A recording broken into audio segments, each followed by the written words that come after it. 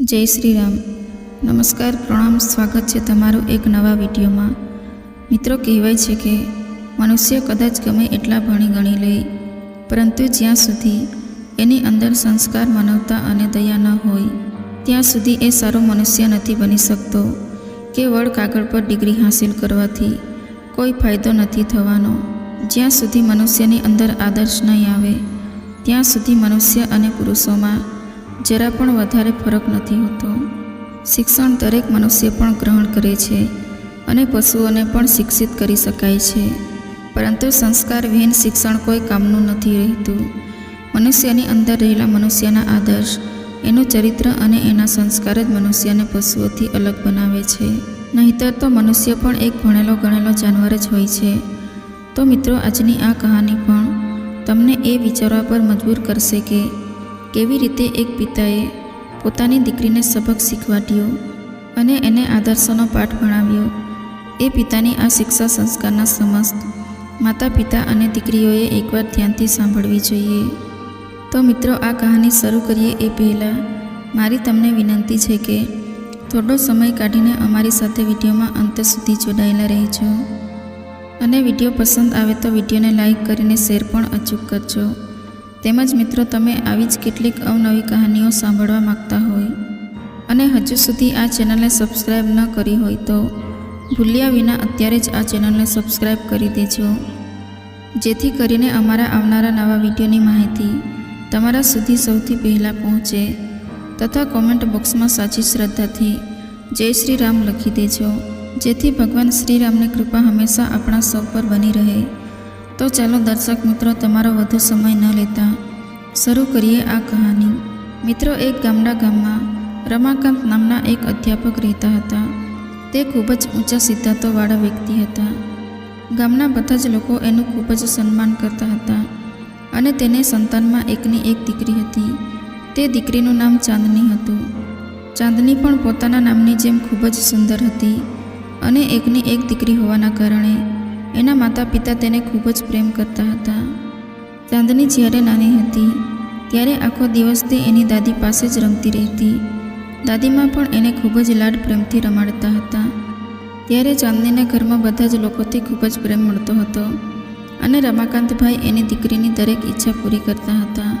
तेमज तेनी दीकरीने सारामां सारुं शिक्षण अपावता हता। ज्यारे तेनुं स्कूलनुं शिक्षण पूरुं थता थता तो दीकरी मोटी थवा लागी अने ज्यारे दीकरी विवाह योग्य थई त्यारे रमाकांत भाईए पोताना ज शहेरमां एक मध्यम वर्गीय परिवारमां मनोहर भाईना दीकरा साथे एना विवाह करावी दीधा। मनोहर भाई सरकारी नौकरी करता हता अने हमणां ज ए निवृत्त थया हता। हवे ए तेनो वधारे समय तेमना घर परिवारमां रहीने वितावता हता। एने बे दीकरा हता। मोटो दीकरो डॉक्टर बनीने पोताना परिवार साथे विदेशमां स्थायी थईने रहेवा लाग्यो हतो अने नानो दीकरो आर्मीमां हतो। चांदनीना विवाह मनोहर भाईना नाना दीकरा विवेक साथे थया हता अने विवेक आर्मीमां एक नाना होद्दानो ऑफिसर हतो। मनोहर भाई अने एनी पत्नी हवे वृद्ध थई गया हता, परंतु ए बंने वच्चे घणो प्रेम हतो। हवे चांदनीना विवाह थया एने 4 वर्ष वीती गया हता, परंतु चांदनीए एना सासू ससरा साथे क्यारेय पण सारो व्यवहार नहोतो कर्यो। ए रोज रोज एने कोई ने कोई वात पर अपमानित करती रहती। मनोहर भाई खूब ज सीधा स्वभावना व्यक्ति हता। ए एनी वहूने क्यारेय कंई कहेता नहोता अने आ वातनो फायदो उठावीने चांदनी एनी साथे हमेशा खराब वर्तन करती रहती हती। ते तेना सासू ससराने खावा माटे पण क्यारेय कोई सारी वस्तु बनावीने नहोती आपती। वहू जे खावा माटे आपती हती ए ज खाईने मनोहर भाई अने एना पत्नी प्रसन्न रहता हता। एक दिवस चांदनी कोई कामथी शहेरमां गई हती। हवे मनोहर भाई अने एना पत्नी घरे एकला हता अने आजे एना विवाहनी वर्षगांठ हती। एटले ते बंनेए विचार कर्यो के आजे आपणे खीर बनावीने आपणा विवाहनी वर्षगांठ उजवीए। त्यारबाद खुश थता थता मनोहर भाईनी पत्नी खीर बनावा माटे रसोडामां चाली गई अने खूब ज प्रसन्न मनथी खीर बनावी अने एक प्लेटमां राखीने पोताना पति पासे लईने आवी गई अने तेना पतिने कहेवा लागी के ल्यो तमे मीठुं मों करो, आजे आपणा विवाहनी वर्षगांठ छे। आटला वर्षो थई गया आपणा विवाह थयाने अने आपणो साथ हजू पण बनेलो छे। हूँ रोज भगवानने एवी प्रार्थना करूँ छूँ के आपणा छेल्ला श्वास सुधी आपणो साथ आवी रीते ज बनेलो रहे अने ज्यारे आपणो अलग थवानो समय आवे तो પહેલાં ભગવાન મને જ મોત પ્રદાન કરે, કેમ કે પતિના જીવતા જીવ જે સ્ત્રીનો દેહાંત થાય છે એવી સ્ત્રીઓ ખૂબ જ ભાગ્યશાળી હોય છે, કેમ કે પતિના ન રહેવા પર સ્ત્રીનું જીવન એ જીવન નથી રહેતું. મનોહરભાઈ અને એના પત્ની આવી રીતે મીઠી મીઠી વાતો કરી રહ્યા હતા અને બંને ખૂબ પ્રેમથી મુસ્કુરાઈ રહ્યા હતા. ત્યારે જ ચાંદની ઘરે આવી ગઈ અને જોયું કે આ તો મારા સાસુ અને સસરા બંને બાજુમાં બેસીને ખૂબ મુસ્કુરાઈ રહ્યા છે. ત્યારે પોતાના સાસુ સસરાનું હસવાનું અને મુસ્કુરાવાનું એને બિલકુલ પસંદ ન આવ્યું. ત્યારે એના સાસુ સસરા વચ્ચે આટલો પ્રેમ જોઈને ચાંદનીના મનમાં આગ લાગી ગઈ અને એ ક્રોધિત થઈને કહેવા લાગી કે ક્યારેક હું બહાર જાઉં એટલે તરત જ તમે બંને હસી મજાક કરવા બેસી જાઓ છો. ત્યારે જ તેની નજર ખીરની પ્લેટ પર પડી અને જોયું કે આ લોકોએ મારા ઘરે ન હોવા પર ખીર બનાવીને ખાધી છે.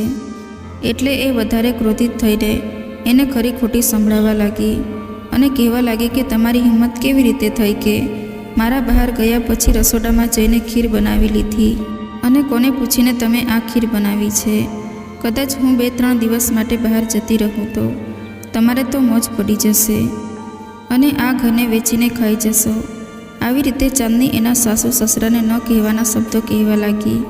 ત્યારે પોતાની વહુને આવી રીતે ચિલ્લાતી જોઈને મનોહરભાઈથી રહેવાયું નહીં. એટલે એ કહેવા લાગ્યા કે વહુ તું આટલી બધી શા માટે ચિલ્લાઈ રહી છો? કદાચ અમે ખીર બનાવીને ખાઈ લીધી છે તો અમે ક્યાં મોટો ગુનો કરી દીધો છે? આખરે આ ઘર અમારું પણ છે અને આ ઘરની દરેક વસ્તુ પર અમારો પણ અધિકાર છે. અમે આ ઘરમાં અમારી મરજીથી રહી શકીએ છીએ અને ખાઈ પણ શકીએ છીએ અને તને આ વાતથી શું તકલીફ થાય છે? પોતાના સસરાજીની આવી વાત સાંભળીને ચાંદની કહેવા લાગી કે અરે ઓ બુઢા, આ ઘર તમારું નથી અને તમારે આ ઘરમાં રહેવું હોય તો મારા હિસાબથી ચાલવું પડશે, નહીંતર તમારી મરજી હોય ત્યાં જતા રહેજો. તમને બંનેને મારા ઘરમાં રાખવાનો મેં કંઈ ઠેકો નથી લઈ રાખ્યો. તમારે એક બીજો દીકરો પણ છે અને તમે એની પાસે કેમ નથી જતા રહેતા? ભાગલા પાડતી વખતે તમે કંઈ અલગથી મને નથી આપી દીધું. જેટલું તમે તમારા મોટા દીકરાને આપ્યું હતું એટલું જ મને આપ્યું છે. તો પછી કયા હકથી તમે મારા ઘરમાં તમારી મનમરજીથી રહી શકો છો? ત્યારે વહુની આવી વાતો સાંભળીને મનોહરભાઈ ધીરેથી કહેવા લાગ્યા કે વહુ, અમે આ ઘરમાં રહીને એવો કયો ગુનો કરી દીધો છે કે તું અમારા પર આટલો બધો ગુસ્સો કરી રહી છો? અમે તો ફક્ત ખીર બનાવીને ખાધી છે. શું ખીર ખાવી એ અમારો ગુનો છે? આ ઘરમાં અમારો દીકરો કમાય છે અને શું અમારા દીકરાની કમાણી પર અમારો કોઈ અધિકાર નથી? ગઈ વખતે એ નોકરી પરથી ઘરે આવ્યો હતો ત્યારે તને એવું કહીને ગયો હતો કે મારા માતા પિતાનું ધ્યાન રાખજે, મારા માતા પિતા જે ખાવાનું માગે એ બનાવીને ખવડાવતી રહેજે. અને આજે તું ઘરે નહોતી અને અમે લોકોએ ખીર બનાવીને ખાઈ લીધી તો અમે કોઈ ખરાબ કામ નથી કરી દીધું. ત્યારે જ ચાંદની ચિલ્લાઈને એના સાસુ સસરાને કહેવા લાગી કે હું ઘરે નહોતી ત્યારે જ તમે ખીર બનાવીને કેમ ખાધી?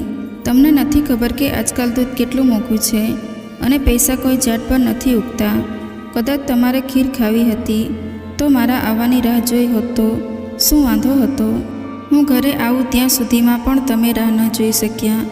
ત્યારે ચાંદનીના સાસુએ કહ્યું કે વહુ, ખીર બનાવવા માટે તો મેં થોડું એવું દૂધ લીધું હતું, બાકીનું વધેલું બધું જ દૂધ મેં ફ્રીજમાં રાખ્યું છે.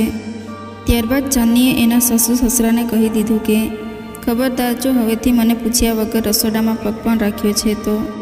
ત્યારે એની સાસુએ કહ્યું કે વહુ, અમારા પર આટલા બધા પ્રતિબંધ શા માટે લગાવી રહી છો? અમે અમારા દીકરાની કમાણી ખાઈએ છીએ, તું ક્યાં કમાવા માટે જાય છે? અને જે દિવસે અમારો દીકરો અમને ખાવાની ના પાડશે એ દિવસે અમે નહીં ખાઈએ. તું અમારા પર આટલી બધી ગુસ્સે શા માટે થઈ રહી છો? ત્યારે તેના સાસુની આવી વાત સાંભળીને ચાંદની વધારે ગુસ્સે થઈ ગઈ અને જોર જોરથી એના સાસુ સસરા પર ચિલ્લાવા લાગી. મિત્રો, સંયોગથી એ દિવસે ચાંદનીના પિતાજી રમાકાંતભાઈ ચાંદનીના ઘરે આવ્યા હતા. ઘણા દિવસો બાદ એ પોતાની દીકરીના ઘરે આવ્યા હતા. પરંતુ આ શું થયું? એ જ્યારે દ્વાર પર આવ્યા ત્યારે અંદરથી એની દીકરીના ચિલ્લાવાનો અવાજ આવ્યો. એટલે ચાંદનીના પિતાજી ઘરની અંદર જવાને બદલે દરવાજા પાસે આડા ઊભા રહી ગયા અને અંદર જોવા લાગ્યા. એમણે જોયું કે મારી દીકરી ખરાબ રીતે એના સાસુ સસરા પર ભટકી રહી છે. ત્યારે તેમની દીકરી તેના સાસુ સસરાને અલગ અલગ પ્રકારની ગાળો આપી રહી હતી. એ એટલી બધી ગુસ્સામાં હતી કે એણે ઝપટ કરીને એના સસરાના હાથમાંથી ખીરનો કટોરો નીચે ફેંકી દીધો અને કહેવા લાગી કે ખબરદાર, આ ઘરની માલકીન હું છું અને આ ઘરને ચલાવવાવાળો તમારો દીકરો મારો પતિ છે અને હું એની પત્ની છું અને પતિની દરેક વસ્તુ પર પત્નીનો અધિકાર હોય છે. એટલે આજ પછી તમે બંને મારા હિસાબથી રહેશો અને કદાચ તમે આ ઘરમાં રહીને તમારી મનમરજી કરવાની કોશિશ કરશો તો હું તમને આ ઘરમાંથી બહાર કાઢી મૂકીશ. આટલું કહીને ચાંદની પોતાના રૂમમાં જતી રહી અને બિચારા મનોહરભાઈ અને તેમના પત્નીની આંખોમાં આંસુ આવી ગયા. આ બાજુ રમાકાંતભાઈ એના દ્વાર પર ઊભા રહીને આ બધું જોઈ રહ્યા હતા. ત્યારે મનોહરભાઈ પોતાના આંસુ સાફ કરીને વિચારી રહ્યા હતા કે શું અમે આ દિવસ જોવા માટે જ અમારા દીકરાને પાળી પોસીને મોટો કર્યો હશે. અમે એને ભણાવ્યો ગણાવ્યો હતો. એના ભવિષ્ય માટે અમે અમારું બધું જ દાવ પર લગાવી દીધું હતું. અમે તો વિચાર્યું હતું કે જ્યારે અમારા દીકરાના વિવાહ થઈ જશે ત્યારે એની પત્ની અમારી સેવા કરશે, પરંતુ અમારી વહુ તો અમારા પર ઓર્ડર ચલાવે છે અને હવે તો અમારે ખાવું હોય તો પણ અમારી વહુને પૂછવું પડશે, નહીંતર એ અમારા હાથમાંથી છૂટવીને ફેંકી દેશે. ત્યારે બંને વૃદ્ધ દંપતી બેઠા બેઠા પોતાની કિસ્મત પર રડી રહ્યા હતા, કેમ કે આજ સુધી માતા પિતાએ કંઈ પણ કમાયું હતું એ બધું જ દીકરાના પાલન પોષણ પાછળ ખર્ચો કરી નાખ્યું હતું અને હવે દીકરાઓ કમાવા લાગ્યા છે તો એના પર પણ વહુએ અધિકાર જમાવી લીધો છે. અમારી પાસે હવે કંઈ નથી રહ્યું. હવે તો નાની નાની વાતો પર પણ વહુએ અમને પોતાની આંખો બતાવવા લાગી છે. આ ઘરમાં રહીને તો અમારે કંઈ ખાવાની પણ આઝાદી નથી રહી. આજે અમારે 2 સમયના ભોજન માટે પણ વહુની ખરી ખોટી સાંભળવી પડે છે. અમારો દીકરો બહાર નોકરી કરી રહ્યો છે. કદાચ ક્યારેક અમારા દીકરાએ પણ અમને ખોટા સમજી લીધા તો અમે ક્યાં જઈશું? અને એ એવું કહેશે કે તમે લોકો વ્યર્થમાં મારી પત્ની પર દોષ લગાવો છો તો અમારું શું થશે? આજકાલના સમયમાં વહુ આગળ કોઈનું નથી ચાલતું. મનોહરભાઈ અને તેમના પત્ની આવું બધું વિચારી રહ્યા હતા. ત્યારે જ ચાંદની ફરીથી બહાર આવી અને ગુસ્સે થઈને તેના સાસુને કહેવા લાગી કે અરે ઓ ડોસી, હજુ પણ ત્યાં જ બેઠી છો? આ નીચે ઢોળાયેલી ખીર કોણ સાફ કરશે? જલ્દીથી ઊભા થઈને આ બધું સાફ કરો. તમે લોકોએ તો મારું આખું ઘર ગંદુ કરીને રાખી દીધું છે. ચાંદની આવી રીતે ચીલાવા લાગી એટલે બિચારા એના સાસુમાં રડતા રડતા બધું સાફ કરવા લાગ્યા. આ બાજુ દરવાજા પાછળ ઊભેલા રમાકાંતભાઈ પોતાની દીકરીનો આવો દુર્વ્યવહાર જોઈને અંદરથી તૂટી ગયા. તેઓ ખૂબ ખુશીથી દીકરીના ઘરે આવ્યા હતા, પરંતુ દીકરીની આવી હરકત જોઈને તેનું મન નફરતથી ભરાઈ ગયું. આ બધું જોઈને એનું મન ન થયું કે આવી દીકરીના ઘરમાં હું પગ રાખું. રમાકાંતભાઈ ખૂબ જ ભણેલા ગણેલા અને યોગ્ય વ્યક્તિ હતા, એટલે એ દરવાજેથી જ પાછા વળી ગયા. ત્યારે એને ખુદ પર શરમ આવી રહી હતી અને વિચારી રહ્યા હતા કે હું કેવી દીકરીનો પિતા છું, જે દીકરી પોતાના સાસુ સસરા સાથે જાનવરો કરતાં પણ ખરાબ વ્યવહાર કરે છે. રમાકાંતભાઈ પાછા પોતાના ઘરે પહોંચી ગયા ત્યારે એનો ચહેરો ખૂબ જ ઉદાસ હતો. અચાનક પોતાના પતિને ઉદાસ થયેલા જોઈને એમની પત્ની એને પૂછવા લાગી કે તમે તો આપણી દીકરીના ઘરે ગયા હતા, તો પછી આવી રીતે ઉદાસ થઈને પાછા કેમ આવી ગયા? તમે તો ખૂબ દુઃખી થયેલા હોય એવું લાગી રહ્યું છે. બધું બરાબર તો છે ને? ત્યારે રમાકાંતભાઈ કહેવા લાગ્યા કે આપણી દીકરીએ આપણું માથું શરમથી ઝુકાવી દીધું છે. હવે તો મને એને આપણી દીકરી કહેતા પણ શરમ આવે છે. ત્યારે તેમની પત્ની પૂછવા લાગી કે એવું તો શું કરી દીધું છે આપણી દીકરીએ? એટલે રમાકાંતભાઈ કહેવા લાગ્યા કે આપણે એને ખૂબ જ ભણાવી ગણાવી છે અને ખૂબ જ મોંઘી સ્કૂલમાં એનું શિક્ષણ કરાવ્યું છે, પરંતુ આપણે એને સંસ્કારનો પાઠ ભણાવવાનું બિલકુલ ભૂલી ગયા છીએ કે પોતાના સાસુ સસરા પ્રત્યે એનું શું કર્તવ્ય હોય છે, સાસુ સસરા સાથે કેવો વ્યવહાર કરવો જોઈએ. મને તો એવું લાગે છે કે આપણી ભૂલના લીધે બિચારા એના વૃદ્ધ સાસુ સસરા આ બધું દુઃખ ભોગવી રહ્યા છે. એક દીકરી જ્યારે સારું કામ કરે છે તો ફક્ત એના સાસરિયાનું નામ ઊંચું નથી થતું, પરંતુ એનાથી એના માતા પિતાનું માથું પણ ગર્વથી ઊંચું થાય છે. પરંતુ જ્યારે એ જ દીકરી કોઈ ખરાબ હરકત કરે તો એના સાસરિયાની સાથે સાથે એના માતા પિતાનું માથું પણ શરમથી ઝૂકી જાય છે. દીકરી તો એ છોડ છે જે માતા પિતાના ઘરે ઉગે છે, પરંતુ એને બીજી જગ્યાએ રોપવામાં આવે છે અને કદાચ એ છોડ પર ફળ ન આવે તો એનું દીકરી થવું એ બિલકુલ વ્યર્થ છે. અમુક વૃક્ષો સ્વયં દુઃખ સહન કરીને બીજાને ફળ આપે છે, એવી જ રીતે દીકરી હોય છે. ત્યારે રમાકાંતભાઈની પત્ની પૂછવા લાગી કે શું થયું છે? તમે મને તો જણાવો. ત્યારે રમાકાંતભાઈ પોતાની પત્નીને દીકરીની કાળી કરતૂતો વિશે જણાવવા લાગ્યા કે આજે હું જ્યારે આપણી દીકરીના ઘરે ગયો ત્યારે મેં એવું જોયું કે એ એના વૃદ્ધ સાસુ સસરા સાથે જાનવરો કરતાં પણ ખરાબ વર્તન કરી રહી હતી. મારાથી આ બધું જોવાયું નહીં, એટલા માટે હું એના ઘરમાં જતાં પહેલાં પાછો વળી ગયો. હવે તો એને મારી દીકરી કહેતા પણ શરમ આવે છે. એના સાસુ સસરા કેટલા સીધા અને સરળ લોકો છે અને એની સામે જઈને હું એને મારું મોઢું કેવી રીતે બતાવી શકું. એટલા માટે હું ત્યાંથી આવતો રહ્યો. મને એવું લાગે છે કે આવી દીકરીના માતા પિતા બનીને આપણે ખૂબ જ દુર્ભાગ્યશાળી માતા પિતા બની ગયા છીએ. એટલે આપણે હવે આપણી દીકરી સાથે બધો જ સંબંધ પૂરો કરવો જોઈએ. રમાકાંતભાઈની આવી વાત સાંભળીને એની પત્ની કહેવા લાગી કે તમે શું કહી રહ્યા છો? એ આપણી દીકરી છે. કદાચ સંતાનો એના રસ્તા પરથી ભટકી જાય તો એનો ત્યાગ કરવા કરતાં તો આપણે એને સુધારવા જોઈએ. સંબંધ તોડવાથી તો એની અંદર હંમેશા માટે સંસ્કારોની કમી રહી જશે. ત્યારે રમાકાંતભાઈ કહેવા લાગ્યા કે આપણે એને બધું જ આપ્યું હતું, ખૂબ જ લાડ પ્રેમથી ઉછેરીને મોટી કરી હતી, પરંતુ આપણે એક ખૂબ જ મોટી ભૂલ કરી છે કે સંબંધ કેવી રીતે નિભાવવા જોઈએ એ એને નથી શીખવાડ્યું. અને આજના બાળકોને સ્કૂલ કે કોલેજમાં તો સંસ્કાર શીખવાડવામાં જ નથી આવતા. ઉલટાના એને અંગ્રેજ બનવાની શિક્ષા આપવામાં આવે છે અને અંગ્રેજ બનીને સંતાનો માન મર્યાદાની વિપરીત ચાલવા લાગે છે. પોતાના માતા પિતા પ્રત્યે પણ એનો વ્યવહાર સન્માનજનક નથી રહેતો. શિક્ષણની સાથે સાથે કદાચ આદર્શનો પાઠ ભણાવવામાં આવે તો જ તેના જીવનમાં શિક્ષણ સાર્થક બને છે. આટલું કહેતા જ રમાકાંતભાઈની આંખોમાં આંસુ આવી ગયા. ત્યારે એની પત્ની કહેવા લાગી કે જુઓ, આ સમય દુઃખી થવાનો નથી, પરંતુ પોતાની જાતને સંભાળીને કંઈક કરવાનું છે. તમે આપણી દીકરીને અહીં બોલાવો તો હું એને બધું જ સમજાવી દઈશ. તમે બિલકુલ ચિંતા નહીં કરતા. મિત્રો, જ્યારે રમાકાંતભાઈને તેમની પત્નીએ સમજાવ્યા ત્યારે રમાકાંતભાઈને થોડું ધૈર્ય બંધાયું અને બીજા દિવસે એ પોતાની દીકરીને લેવા માટે એના સાસરિયામાં પહોંચી ગયા. સૌથી પહેલાં એ પોતાના વેવાઈને મળ્યા અને એને પ્રણામ કર્યા, એના હાલચાલ પૂછ્યા. ત્યારબાદ એ પોતાની દીકરીને બોલાવીને લઈ જવા માટે એની પાસે રજા માંગવા લાગ્યા. ત્યારે તેમની દીકરી ત્યાં ઊભી હતી. એટલે આ બધું જોઈને તેમની દીકરી એકદમ અકળાઈને કહેવા લાગી કે પપ્પા, આમાં તમારે એની અનુમતિ માંગવાની શું જરૂર છે? હું મારા માતા પિતાના ઘરે જઈ રહી છું, ક્યાંક બીજે નથી જઈ રહી. આવી રીતે રમાકાંતભાઈ પોતાની દીકરીને બોલાવીને પોતાના ઘરે લઈ આવ્યા. ઘરે આવીને ચાંદની પોતાની માને મળીને ખૂબ જ રાજી થઈ ગઈ.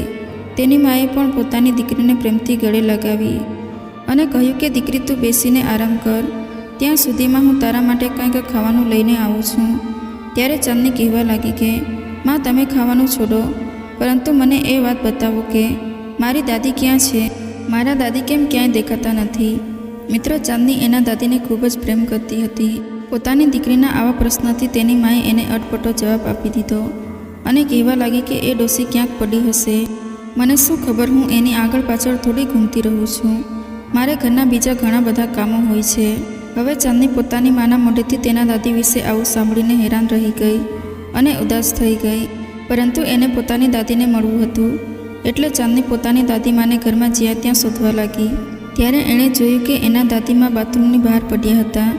ત્યારે પોતાના દાદીને આવી હાલતમાં જોઈને ચાંદની દોડીને તેના દાદી પાસે ગઈ અને એને ઉઠાવી અને બેસાડી દીધા અને ગુસ્સો કરીને એની માને પૂછવા લાગી કે મમ્મી, તમે મારા દાદીમાની આ કેવી હાલત બનાવી દીધી છે? જુઓ તો ખરા, એ કેટલા કમજોર થઈ ગયા છે. તમે એને કંઈ ખાવા આપો છો કે નહીં? ત્યારે ચાંદનીની માએ તરત જ કહી દીધું કે અરે દીકરી, તું આ ડોસીની વાત છોડ. એ તો રોજ રોજ આવા નાટક કરતી રહે છે. આ ઉંમરે એને કંઈ પચતું નથી અને રોજ રોજ કપડાં ગંદા કરતા રહે છે. એટલા માટે મેં એને બાથરૂમ પાસે રાખી દીધા છે, એટલે વારે વારે મને પરેશાન ન કરે. ત્યારે ચાંદની એની માને કહેવા લાગી કે અરે માં, કદાચ દાદીએ એની પસંદનું કંઈક ખાઈ લીધું હોય તો શું થઈ ગયું? વૃદ્ધા અવસ્થામાં એનું પણ કંઈક ખાવાનું મન થતું હશે અને એનું પેટ ખરાબ થઈ ગયું તો શું થયું? એને દવા આપવી જોઈએ અને તમે દાદી સાથે આવું વર્તન શા માટે કરો છો? આટલું કહીને એ પોતાની દાદીને ઉઠાવીને એના રૂમમાં લઈ ગઈ. પરંતુ ચાંદનીની માએ થોડીવાર બાદ દાદીમાનો હાથ પકડીને એને ફરીથી બાથરૂમની બહાર છોડી દીધા અને કહેવા લાગી કે ચાંદની, આ ડોસી આખી પથારી ભીની કરી દેશે, એટલે આને અહીંયા જ પડી રહેવા દે. પોતાની માનો આવા વ્યવહાર જોઈને ચાંદનીને પોતાની મા પર ગુસ્સો આવવા લાગ્યો અને કહેવા લાગી કે મા, તું કેવી કઠોર છો. દાદી સાથે જાનવરો જેવું વર્તન શા માટે કરે છે? ત્યારે એની માએ ગુસ્સો કરીને કહ્યું કે બેટા, તું ચૂપ રહેજે. આ તારું ઘર નથી, આ મારું ઘર છે અને અહીંયા મારી મરજી ચાલશે. હું જેવું ચાહીશ એવું જ કરીશ. તારે એનાથી શું લેવા દેવા છે? તું તો આ ઘરની મહેમાન છો, એટલે મહેમાન બનીને રહેવાની કોશિશ કર, પરંતુ આ ઘરની માલકીન બનવાની કોશિશ નહીં કરતી. ત્યારે ચાંદનીએ કહ્યું કે મા, તું ખૂબ જ કઠોર બની ગઈ છો. તને દાદી સાથે આવું વર્તન કરવામાં શરમ નથી આવતી? કમસે કમ આની વૃદ્ધા અવસ્થાનું તો ધ્યાન રાખ્યું હોત. ત્યારબાદ ચાંદની એના પિતાને કહેવા લાગી કે પિતાજી, દાદી તો તમારી મા છે. મારી મા એની સાથે આટલી બધી કઠોરતાથી વર્તન કરે છે. આ જોઈને તમને ખોટું નથી લાગતું? તમે મારી માને કંઈ કહેતા કેમ નથી? ત્યારે પોતાની દીકરીની વાત સાંભળીને રમાકાંતભાઈને ખૂબ જ ગુસ્સો આવ્યો અને એણે તરત જ પોતાની દીકરીના ગાલ પર એક તમાચો મારી દીધો અને કહેવા લાગ્યા કે તું મને શિક્ષા આપી રહી છો. તું તો ખુદ તારા સાસુ સસરા સાથે જાનવરો કરતાં પણ ખરાબ વર્તન કરી રહી છો અને મને શીખવાડવા આવી છો. તારા સાસુ સસરા એની પસંદનું કંઈક ખાવા માંગે તો તું એના હાથમાંથી લઈને ફેંકી દે છો અને ત્યારબાદ નોકરોની જેમ એની પાસે જ સાફ સફાઈ કરાવે છે. એની સાથે રોજ દુર્વ્યવહાર કરે છે અને એને ઊંચા અવાજમાં ગાળો આપે છે. એ સમયે તારા સંસ્કાર ક્યાં જાય છે? તું તારા સાસુ સસરાને ખાવા પીવા માટે દુઃખી કરે છે. તારી મરજી વગર એ લોકો તારા રસોડામાં પણ નથી જઈ શકતા. દીકરી વૃદ્ધ વડીલો સાથે કેવો વ્યવહાર કરવો જોઈએ એ તો અમે તારી પાસેથી જ શીખ્યું છે. કાલે તું જ્યારે તારા સાસુ સસરા સાથે ખરાબ વર્તન કરી રહી હતી એ સમયે હું તારા ઘરના દરવાજા પર ઊભો હતો. હું ખૂબ જ ખુશ થઈને તારા ઘરે આવ્યો હતો, પરંતુ તારો આવો વ્યવહાર જોઈને હું ત્યાંથી જ પાછો વળીને આવતો રહ્યો. હું તો કાલે જ તારી સાથે બધો જ સંબંધ પૂરો કરી રહ્યો હતો, પરંતુ તારી માએ મને સમજાવ્યો એટલે મારો ગુસ્સો શાંત થયો હતો. દીકરી, મને તારી પાસેથી આવી આશા નહોતી કે એક દીકરી પોતાના પિતાજીનું મસ્તક ઊંચું પણ ઉઠાવી શકે છે અને ઝુકાવી પણ શકે છે. તને જોઈને તો મને એવું લાગી રહ્યું હતું કે તારી અંદરની માનવતા મરી ગઈ છે અને આજે તારી દાદી ઉપર તને દયા આવી રહી છે. ત્યારે પોતાના પિતાની આવી વાત સાંભળીને ચાંદનીના પગ નીચેથી જમીન સરકી ગઈ. એની પાસે પિતાજીને કહેવા માટે કોઈ શબ્દો નહોતા. ત્યારે ચાંદનીની મા કહેવા લાગી કે દીકરી, તે તારા સાસુ સસરા સાથે સારો વ્યવહાર નથી કર્યો. જે પતિની તું દેવતા સમજીને પૂજા કરે છે એ દેવતાના માતા પિતા તારા સાસુ સસરા છે અને એની સાથે તું આટલું ખરાબ વર્તન કરે છે. શું તને અમે આવું શીખવાડ્યું હતું? જરા વિચાર તો કર. કદાચ આ વાતની તારા પતિને ખબર પડશે તો એ તારી કેટલી ઇજ્જત કરશે. ત્યારે પોતાની માની આવી વાત સાંભળીને ચાંદની જોર જોરથી રડવા લાગી અને પોતાના માતા પિતા પાસે માફી માંગવા લાગી. ત્યારે ચાંદનીના પિતા કહેવા લાગ્યા કે દીકરી, કદાચ તારે માફી માંગવી જ હોય તો તું તારા સાસુ સસરા પાસે માંગ, કેમ કે તે એને દુઃખ આપીને એનો અપરાધ કર્યો છે. ત્યારે ચાંદની કહે છે કે પિતાજી, મારાથી ખૂબ જ મોટી ભૂલ થઈ ગઈ છે. હું તો એવું વિચારતી હતી કે મારો સંબંધ તો ફક્ત મારા પતિ સાથે છે. મારા સાસુ સસરા તો મને બોજ લાગતા હતા. ત્યારે ચાંદનીના પિતાએ કહ્યું કે બેટી, અસલી ગૃહિણી એ હોય છે જે પરિવારને ખવડાવીને ખાય છે અને એના ઘરમાં રહેવાથી આખા પરિવારને સુખ જ મળે, કોઈને દુઃખ ન મળે. દીકરી, એક દીકરી સાથે બે પરિવાર જોડાયેલા હોય છે અને કદાચ દીકરીના લીધે પરિવારની પ્રતિષ્ઠાને દાગ લાગે તો બે પરિવાર બદનામ થાય છે. દીકરીની એક ભૂલથી બે પરિવાર કલંકિત થાય છે.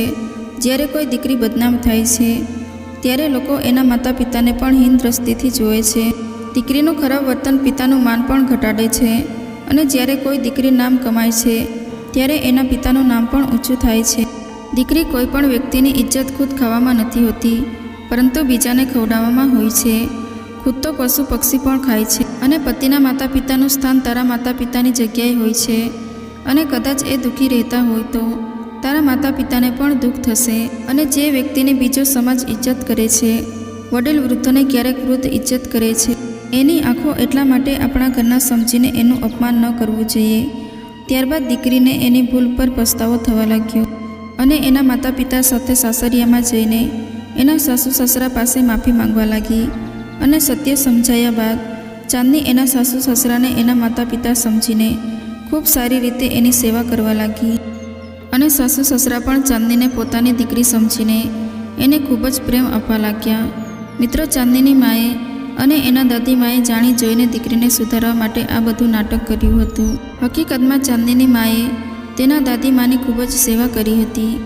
આજે એક માતા પિતા અને દાદીની સમજદારીના લીધે તેમની દીકરીનું ઘર તૂટવાથી બચી ગયું હતું.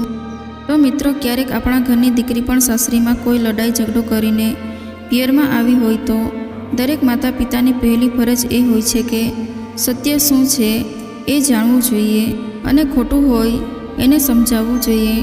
કદાચ આપણી દીકરીની ભૂલ હોય તો એને પણ સત્ય સમજાવવું જોઈએ. પરંતુ આજના સમયના માતા પિતાને પોતાની દીકરીની કોઈ પણ પ્રકારની ભૂલ નથી દેખાતી. ઉલટાની આજની માતાઓ તો દીકરીઓને રોજ રોજ ફોન કરીને દીકરીઓને ઉકસાવતી રહે છે અને દીકરીનું ઘર તૂટવાનું સૌથી મોટું કારણ એ જ હોય છે. આજના સમયમાં છૂટાછેડાના બનાવો ખૂબ મોટા પ્રમાણમાં બનવા લાગ્યા છે, કારણ કે આજની દીકરીઓ માતા પિતાના ઘરે તો ખૂબ જ કામ કરે છે, પરંતુ સાસરીમાં કામ કરવામાં એને તકલીફ થાય છે. એટલે એના ઘરમાં લડાઈ ઝઘડા શરૂ થાય અને અંતમાં દીકરીનું ઘર તૂટે છે.